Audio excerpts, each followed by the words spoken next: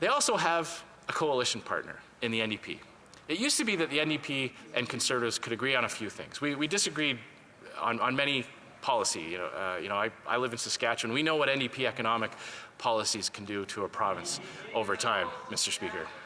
And they promised in the last election that they would not enter into a coalition with this government. They broke that promise, Mr. Speaker. Canadians believed them when they said that they wouldn't enter into a coalition. As soon as the election was over, they started hatching their scheme. One of the things that Liberals and Conservatives used to agree on is transparency and accountability. And what the NDP have done is they have decided to protect the Prime Minister personally against political embarrassment and help him cover up his corruption.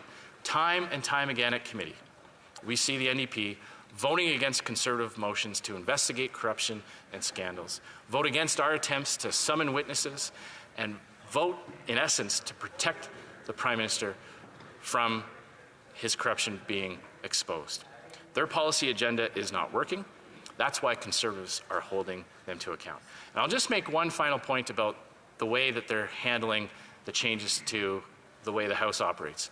These are substantive changes that fundamentally alter the timeline for bills to be debated and moved through the House. It gives the government incredible new power that are not in the standing orders and have not been contemplated by any of our procedural books. Now, normally, those types of major changes require all party support and go through the proper process of procedure in House Affairs, examining the proposals, studying it, allowing all parties, all recognized parties, to have some kind of say in it.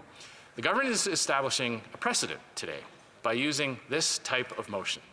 And I just want to point that out to the government, that they are now doing through government motions what used to be done through consensus and all-party support. If they want to talk about protecting democracy, one of the most fundamental ways that you protect a democracy is that you ensure that even when they have a working majority because of the NDP support, that they still hold that tradition of not making major changes without all-party support. Because what that does is it means that any two parties in a minority parliament or any party could work with the government and ram through massive changes to the standing orders over the objections of other recognized parties. That has consequences, Mr. Speaker. But they are choosing to do this way, and they are establishing a precedent for future governments.